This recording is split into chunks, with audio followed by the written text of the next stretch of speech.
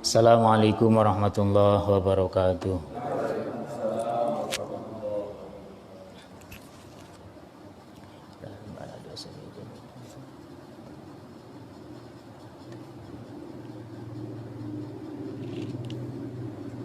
Al-Fatihah. A'udzubillahi minasyaitonir rajim. Bismillahirrahmanirrahim. Alhamdulillahirabbil alamin arrahmanirrahim. Iyyaka na'budu wa iyyaka nasta'in. Ihdinas siratal mustaqim. Siratal ladzina an'amta 'alaihim ghairil maghdubi 'alaihim waladdallin. Alhamdulillah, wassalatu wassalamu ala Rasulillah Sayyidina Muhammad ibn Abdullah wa ala alihi wa sahbihi wa mawala wa la hawla wa la quwata illa billah, amma ba'du. Hadirin jamaah salat maghrib yang dirahmati Allah SWT, kembali kita bersyukur pada Allah SWT segala limpahan rahmat taufik hidayahnya. Alhamdulillah kita semua masih diberi kesehatan dan kesempatan oleh Allah SWT sehingga kita bisa melaksanakan rutinitas kita pada malam hari ini dalam keadaan sehat walafiat. Mudah-mudahan kita selalu diberikan oleh Allah keistiqomahan. Amin ya rabbal alamin. Salat dan salam Allah mudah-mudahan tetap tercurahkan pada junjungan kita Nabi besar Muhammad sallallahu alaihi wasallam. Allahumma shalli ala sayyidina Muhammad wa ala ali sayyidina Muhammad. Hadirin Bapak-bapak jamaah salat maghrib yang dirahmati Allah SWT, kita kembali melanjutkan kajian kita pada malam Rabu ini, yaitu kitab Fathul Qorib. Kita akan lanjutkan pembahasan tentang faslun fi umuri tukhalifu bihal mar'atu ar-rajula bis shalah. Ini kemarin sudah kita ulang lagi. Pasal ini menjelaskan atau menerangkan beberapa perkara yang berbeda antara wanita dan laki-laki di dalam sholat. Jadi ada perbedaan, enggak sama. Fadzakarul musannifu dzalika biqaulihi wal mar'atu tukhalifu rajula bi khamsati asya'a. Musannif pengarang kitab Fathul Qorib ini menjelaskan hal itu dengan perkataan beliau bahwa wanita itu berbeda dengan laki-laki dalam 5 perkara. Dalam 5 perkara. Di dalam sholat itu ada perbedaan laki-laki dan perempuan. Farajulu yujafi ay yarfa'u mirfaqaihi an jambaihi wa yuqillu ay yarfa'u batnahu an fakhidaihi fi ruku'i was sujud. Pria itu mengangkat kedua sikunya dari lambungnya dan mengangkat perutnya dari kedua pahanya saat melakukan ruku dan sujud. Tak boleh menempel. Jadi agak panjang ini, tak boleh nempel perut sama apa ini namanya paha. Kalau perempuan nanti nempel, karena ada banyak yang nempel dia, karena ada yang di bawah dia. Terus wa yajharu fi maudhi'il jahri, dan mengeraskan bacaan yang keras. Wa taqaddama bayanuhu fi maudhi'ihi, dan penjelasan ini telah disampaikan dulu di pasal-pasal yang sudah kita lalui. Wa idan nabahu asabahu sayun fis sholati sabaha. Ketika terjadi masalah di dalam sholat, artinya ada imam lupa atau keraguan, maka kemarin saya sampaikan fa yaqulu subhanallah, mengucap subhanallah bi qasdi dzikri, tapi dengan tujuan zikir. Bi qasdi dzikri, tidak boleh tujuannya mengingatkan, tujuannya zikir. Fakot zikir saja. Au ma'al i'lami au atlaqo lam tabtul sholatuhu awil i'lamu fakot batalat. Atau memang zikir tapi bersamaan dengan niat mengingatkan bahwa sholatnya salah. Sholatnya ada yang ketinggalan. Sholatnya ada yang kelewat. Maka niatnya zikir sambil itu boleh. Tapi kalau cuma mengingatkan aja, itu malah bisa membatalkan sholatnya dia. Nah, ini kemarin terjadi nih, ngaji kita terjadi kemarin. Hari apa itu? Sudah saya sampaikan kan, ketika imam sudah tidak tahiyat awal, terlanjur berdiri tegak, itu subhanallah, jangan teruskan subhanallah subhanallah terus, ikutin berdiri, malah duduk semua.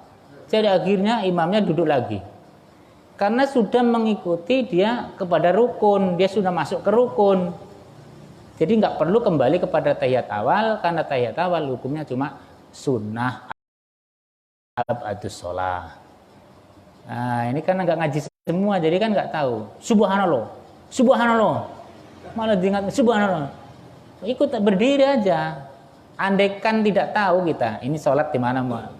Andaikan kita tidak tahu, itu pun kesalahan ditanggung imam. Lah ini imamnya sudah berdiri lurus, dia mau turun karena sudah melakukan rukun, maka nggak turun. Kan sudah anjurannya begitu. Karena subhanallah subhanallah terus, akhirnya turun lagi. Ngalah lah Pak, imam ngalah lah daripada makmum bingung. Kalau enggak terjadi ketimpangan, biarin aja ya, bener. Kita bener yang duduk kan, memang bener duduk. Tapi tadi itu sudah salah karena sudah melewati tahiyat awal, dilewati kan. Diingatkan oleh makmum, subhanallah. Tapi sudah kadung lurus diam begini, berdiri tegak, itu sudah melakukan rukun berikutnya kan. Nggak perlu turun lagi, maka makmum ikut aja berdiri.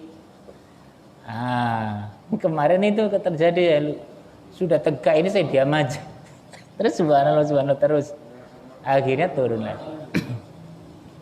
Ini kan kadang-kadang jadi masalah ini, terjadi masalah-masalah dalam sholat. Ini harus bagaimana?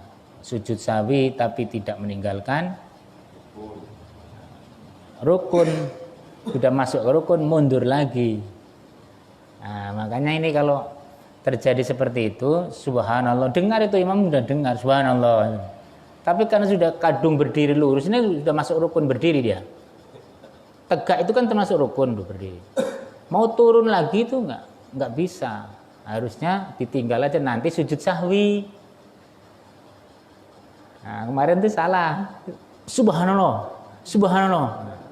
Nah, jadinya akhirnya kok subhanallah berapa kali, nanti ada yang duduk, ada yang berdiri, nanti sendiri-sendiri sholatnya akhirnya turun lah imam.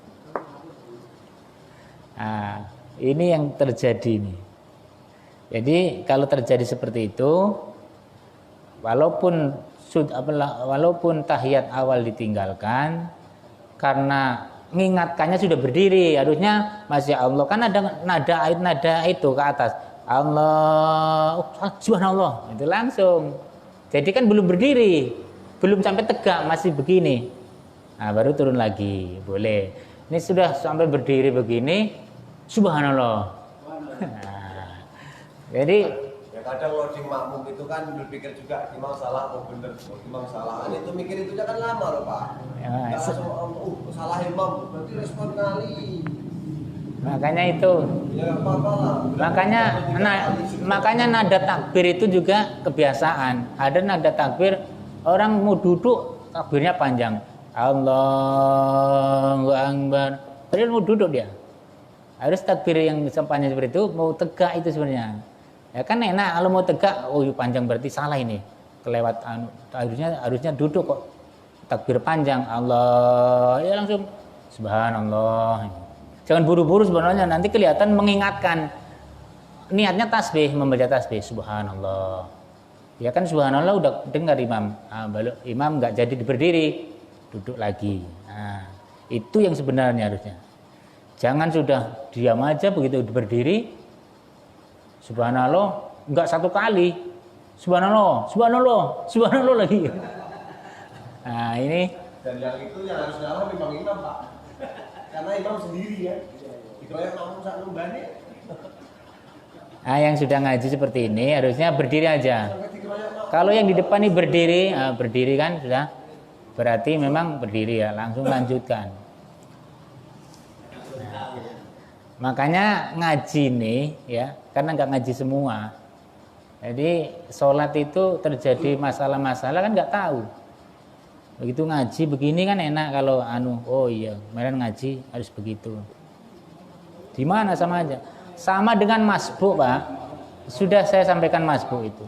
Masbuk kita menemukan ketika itu sudah tahiyat awal. Ya. Sudah tahiyat awal kita masuk. Kita langsung Allahu Akbar ikut tahiyat awal. Tahiyat awal itu tidak terhitung, nanti kita tahiyat awal lagi juga.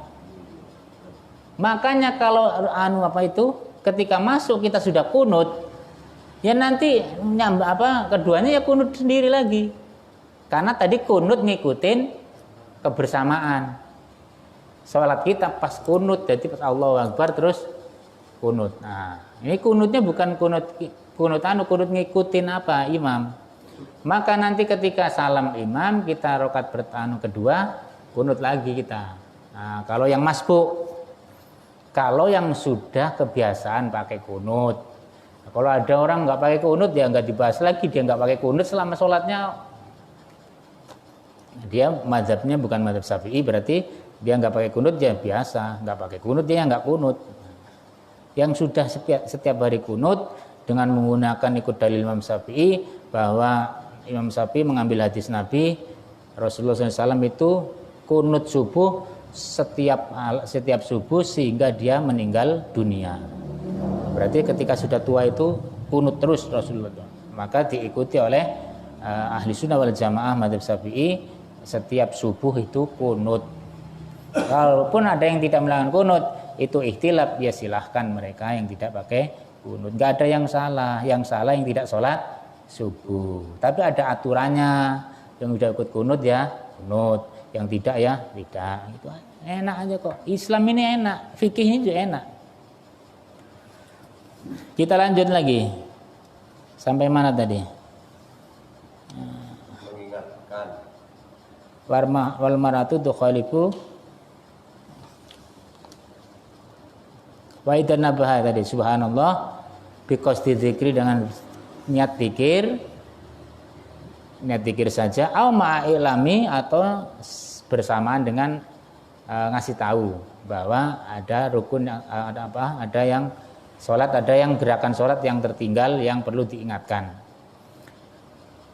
Kalau mengucapkannya khusus mengingatkan, tidak boleh malah membatalkan dia sendiri sholatnya. Subhanallah, itu kan ibaratnya dalam hatinya salah. Nah, enggak boleh.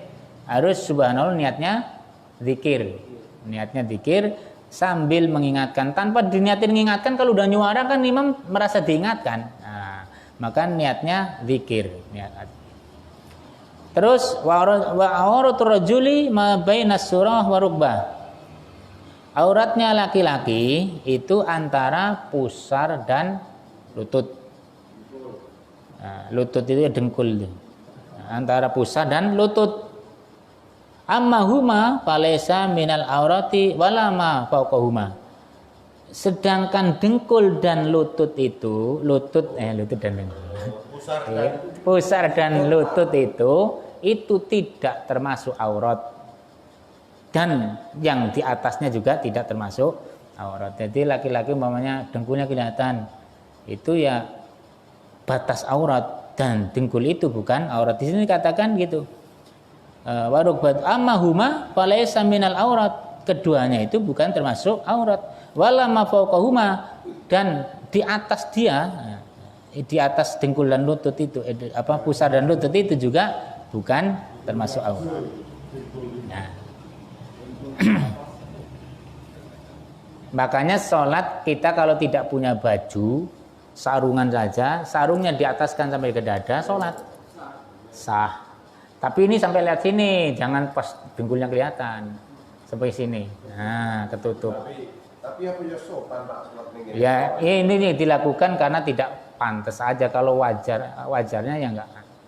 Maksudnya keadaan tidak ada baju, waktu sudah hampir habis, baju kotor semua, atau di ladang, atau di perjalanan. Ini cuma sarung aja, baju najis semua tadi, kena apa ini semua. Nah, sholatlah seperti itu sah. Daripada nggak sholat nanti malah berdosa. Dikodok nggak ada syarat kodok itu, nggak ada, karena kita masih dalam waktu dan masih bisa sholat, sehat kita. Angkat saja di atas pusar, terus sampai di bawah lutut kita sholat. Nah, sampai.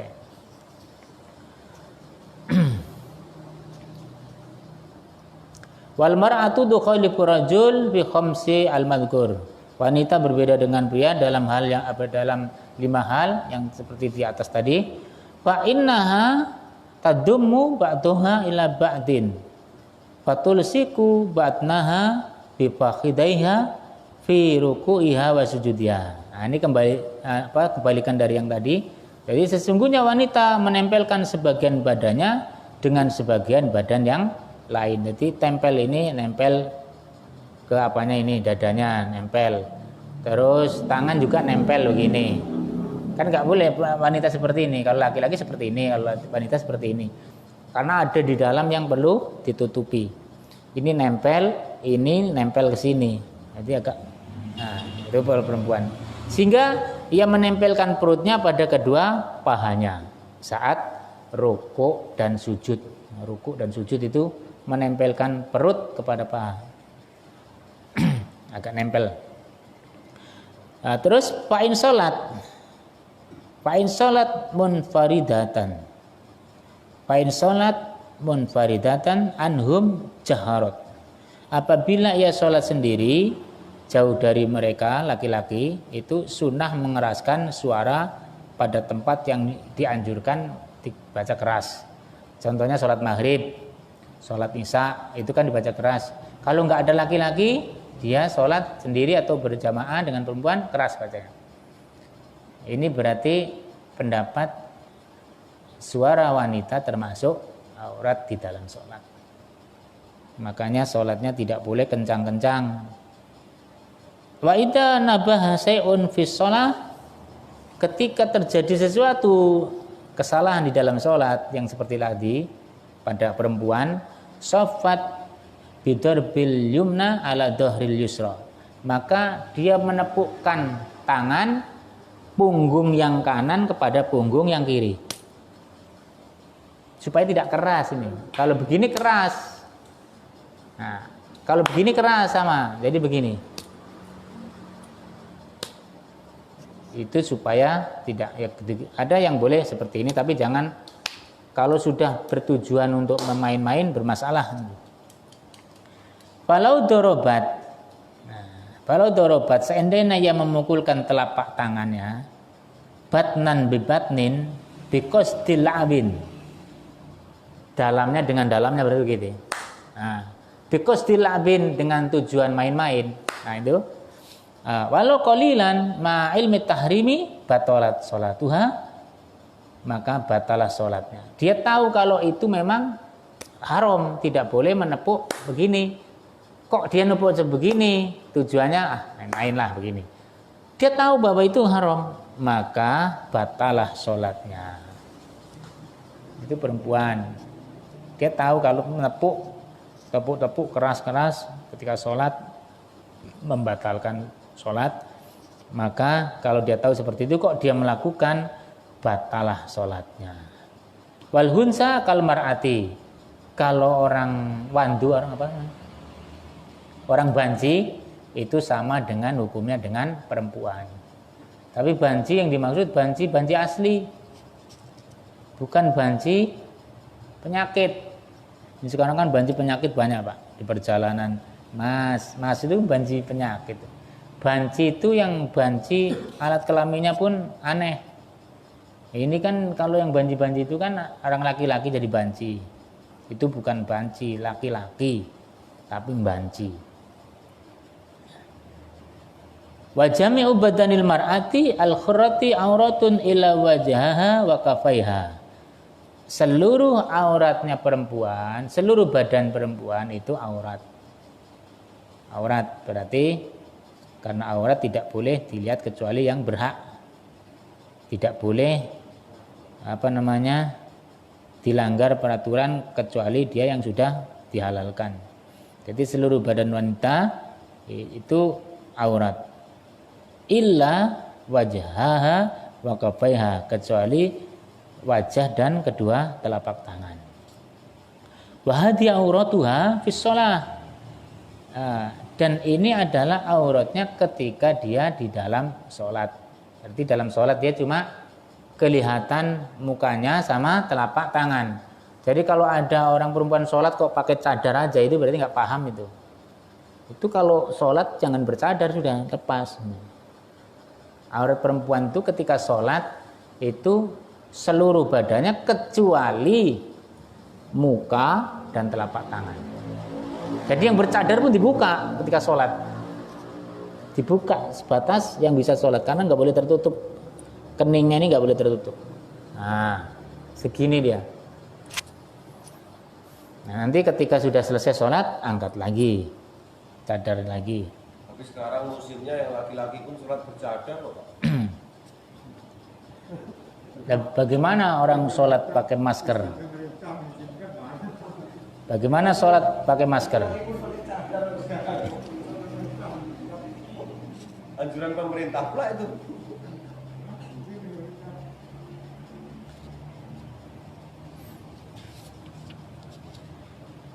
Terus wahadi auratuha fis shalah amma kharijus shalah fa auratuha jami'u badaniha. Dan ini adalah aurat di dalam sholat. Jadi aurat dalam sholat seluruh badannya kecuali muka dan telapak tangan. Kalau di luar sholat, ya, kalau di luar sholat, amma kharijus sholat fa auratuha jami'u badaniha. Malah kalau di luar sholat auratnya itu seluruh badannya. Seluruh badannya. Ini kalau ketika dihadapkan kepada laki-laki yang lain. Kalau pada suaminya, saudara yang lain itu masih ada, kecuali orang yang orang lain. Wal amatu karrajuli bis shalah fatakunu auratuha ma baina surah wa rukbah. Budak wanita seperti pria dalam sholat, muka budak wanita wal ammatu karrajuli bis shalah. Budak wanita itu juga hukumnya seperti laki-laki di dalam sholat. Fatakunu auratuha ma baina surah wa rukbah. Maka auratnya itu adalah anggota di antara pusar dan lutut. Tapi sekarang udah nggak ada budak, udah merdeka. Nah, itu perbedaan antara laki-laki dan perempuan. Kalau ada pertanyaan, kalau enggak kita lanjut. Masuk kepada faslun fi adati mubtilatis shalah. Pasal tentang penjelasan hal-hal yang membatalkan salat. Allati yubtilu as-salatu ahada asarah. Perkara yang membatalkan salat itu ada 11 perkara. 11 perkara. Yang pertama al-kalamu amdan as-salihu li khitabil adamiyina sawa'un ta'allaqa bimaslahatis shalah aula. Yang pertama yaitu berbicara, kalam, berbicara, ngomong. Berbicara secara sengaja dengan kata-kata yang layak digunakan untuk komunikasi sesama manusia. Baik itu berhubungan dengan sholat ataupun tidak. Jadi itu ngomongnya berhubungan sholat atau tidak. Makanya tadi kembali kepada tasbih tadi. Itu kan kalam tasbih itu. Subhanallah itu kan kalam. Maka ketika dia itu sengajanya hanya cuma mengingatkan masalah sholat, kan tidak boleh. Tapi kalau niatnya zikir dengan tujuan zikir dengan mengingatkan. Kalau orang Jawa apa yang zikir sinambi ngelingake. Jadi zikir sinambi ngelingake. Jadi tapi nggak boleh tujuannya mengingatkan aja. Zikir sambil mengingatkan. Nah itu yang pertama ngomong nggak boleh. Sholat kok ngomong-ngomong. Ada itu di sana di kampung sholat sama cucunya. Udah Allahu Akbar, diganti geser lagi sajadah sama anak cucunya. Jangan diganti. Cucunya bilang, Mbah kok sholat kok ngomong Mbah? Sholat Mbah.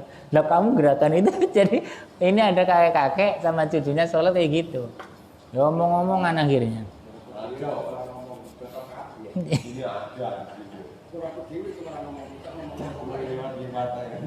Ya kan anak-anak kadang-kadang sholat itu, sholat jangan ngomong, batal. Nanti dia lagi ngomong. Nggak boleh ngomongin orang, sholat sholat kok ngomong batal loh. Lah itu dia ngomong ya batal juga. Kemudian yang kedua, wal amalu kasiru al mutawali kasalasi khutwatin amdan. Kasalasati khutwatin amdan kana dzalika aw sahwan. Ammal amalu al qalilu fala tabtulu shalah bi. Jadi gerakan atau pekerjaan yang banyak terus menerus, al-mutawali itu terus menerus, seperti 3 langkah baik sengaja ataupun lupa. Sedangkan gerakan badan yang sedikit maka tidak sampai membatalkan sholat. Gerakan yang sampai 3 kali berturut-turut, jalan sana balik lagi. Nah itu kalau sekali gerak berturut-turut 3 kali gerakan itu membatalkan sholat. Makanya kalau ada orang mewakili menggantikan imam yang batal, itu gerakannya kalau mau ke tempatnya imam ini jangan 3 kali langsung. Jat, berhenti. Jat, berhenti. Jat, langkah itu berhenti. Berhenti sampai ke tempatnya itu. Itu pun tidak perlu seperti itu. Maju sedikit aja 1 telapak kaki sudah cukup. Ya, Pak. Tidak harus ke tempat imam ke sini. Nanti apalagi tempatnya ini naik. Lah ya masjidnya rata sampai tangga kayak gini repot namun kan. Jadi apalagi kalau ini seperti ini kan udah nabrak ini. Maka hanya bedakan sedikit aja gini. Lanjutkan bacaannya. Dia pas batal pas membaca Fatihah. Dia pergi, lanjutkan Fatihahnya dibaca, lanjutkan. Kita maju sedikit-sedikit, lanjutkan Fatihahnya, terus yang batal keluar. Makanya masjidnya harus ada pintunya seperti ini. Keluarlah dari sini imamnya.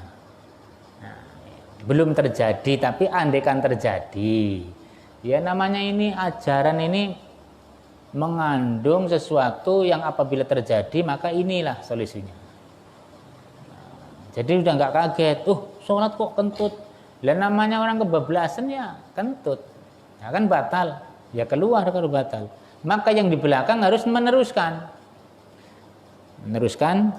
seperti biasa, teruskan. Caranya bagaimana? Itu tadi, maju sedikit aja biar nggak berubah barisannya. Karena kalau majunya sampai ke tempat imam itu barisan harus merapat lagi, kan jadi gerak semua orang itu. Maka lebih baik malah maju sedikit, lanjutkan.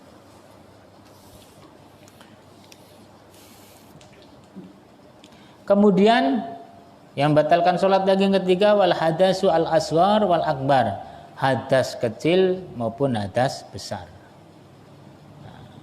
Wa hudusun najasati alladzi la yu'fa anha. Terus kejatuhan najis yang tidak dimaafkan, najis yang tidak dimaafkan. Artinya kalau lagi sholat kejatuhan cecak cecak yang buang najisnya itu masih basah. Ini tidak bisa dibuang, ini harus ya batal lagi. Karena kelihatan langsung, basah memang kelihatan kayak PTA putih. Ini nggak bisa hilang. Tapi kalau kering jatuh ini dengan digibaskan gini, lanjut sholat. Nah, tapi kalau taiknya itu memang agak banyak, menurut umumnya banyak, itu bisa membatalkan sholat. Jadi wa hudusun najasati allati la yu'fa anha. Najis yang tidak dimaafkan. Terus walau waqa'a ala saubihi najasatun yabisatun fanafadha saubahu halan lam tabtul sholatahu. Jadi ketika pakaian sholat, orang yang sholat itu kejatuhan najis yang kering, kemudian langsung mengibaskan pakaiannya ketika itu, maka sholatnya tidak batal, karena najisnya itu najis yang kering. Kalau najis basah jadi bisa membatalkan sholat. Karena apa? Karena najisnya harus dihilangkan dulu.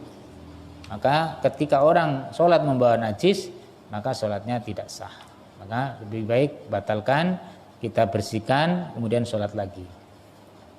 Yang kelima, wangkisabul aurat, terbukanya aurat. Aurat yang tadi terbuka. Jadi pas sholat angin besar, naik ini. Kan bisa terjadi angin besar sehingga sarungnya itu ke atas. Nah, tapi kalau ini tersingkap seperti itu, kalau cepat ditutup tidak batal sholat. Tapi kalau terbukanya wangkisabul aurat amdan sengaja, itu batal sholatnya. Tapi kalau hanya karena tiupan angin, ya, karena tiupan angin, kasafahar rabi'u fasarroha fil hal lam tabtul sholatuhu.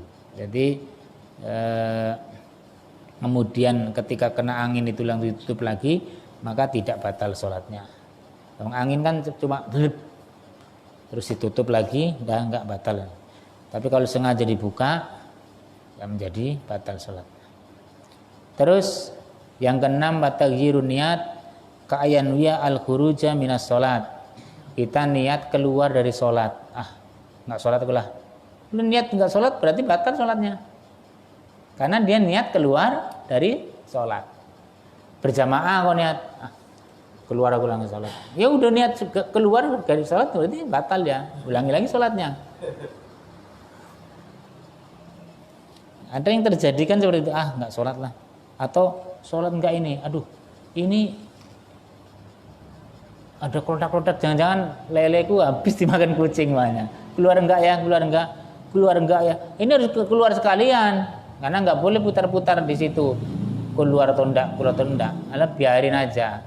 Kalau cuma dimakan kucing enggak ya, itu enggak batalan sholat. Tapi kalau keluar enggak di sholat ini, maksudnya batalkan atau enggak? Batal enggak? Ya batalkan aja. Kalau dalam hati itu jangan keluar atau tidak. Paling dimakan enggak ini sama kucing, bisa dimakan. Itu cuma merusak pahala sholat, tetapi tidak membatalkan sholat. Jadi merubah niat juga termasuk membatalkan sholat. Itu merubah niat seperti niat keluar dari sholat. Ya, berarti harus keluar, sholatnya batal, sholat lagi nanti. Apakah wudhu lagi? Ya enggak, sholatnya aja yang batal. Yang ketujuh, wastidbarul kiblati kaya ja'alaha khalfa dhahri. Itu membelakangi kiblat, seperti membelakangi kiblat itu ada di punggungnya. Nah, ini kalau terjadi sholat kok kiblatnya sana, kemudian habis sholat, assalamualaikum mas, kiblatnya sana mas, kamu ada. Oh ya ulangi lagi sholat. Tapi kalau nggak ada yang mengingatkan, umpamanya sholat di hutan atau di tempat apalah yang tidak tahu, udah yakin kiblat sana. Padahal nggak kiblatnya sana, yakin tapi nggak ada orang ingatkan lagi, nggak ada orang, ya udah sah aja. Tapi kalau ada yang ingatkan, mas tadi sholat nggak ada sana, iya, kiblat sana loh, bener, iya, sholat lagi lah. Yakin kamu? Iya, saya sholat setiap hari sana. Berarti ulangi lagi sholat, karena ada yang memberi tahu bahwa kiblatnya ada di belakang. Sholatnya tadi batal, jadi sholat lagi. Kemudian yang kedelapan, wal aklu wasurbu kasiron kana al makulu wal masrubu au qalilan. Jadi makan dan minum, baik itu sedikit ataupun banyak. Makan, sholat kok makan, minum sedikit, sholat lagi. Tidak boleh. Membaca Yasin, Waqiah itu kalau orang yang sudah tujuannya apa aja nggak boleh sambil minum. Kalau minum selesai nanti, setelah bacanya selesai minum. Kalau enggak Yasin wal Qur'anil Hakim. Dia nggak berdosa, cuma jadi syarat-syaratnya untuk apa jadi kurang. Lah kalau sholat jadi batal. Syarat-syarat terkabulnya hajat itu jadi nggak sesuai. Nah, ada syarat-syaratnya kan. Jadi makan dan minum yang banyak. Makan minum banyak atau sedikit yang dimakan atau yang diminum itu membatalkan sholat. Aw yakuna sahsun fi hadis surah jahilan tahriman dalik. Nah, lain lagi kecuali dalam makan atau minum itu yang sedikit itu bagi orang yang tidak tahu akan keharaman hal tersebut itu ya nggak apa-apa. Oh nggak tahu, namanya anak bodoh, nggak tahu. Sholat terus, sholat sambil makan. Anak-anak yang culun itu ya nggak apa-apa. Wong dia aja nggak kewajiban sholat. Anak yang sudah akalnya tidak apa itu kan dia itu tidak terhitung syariatnya.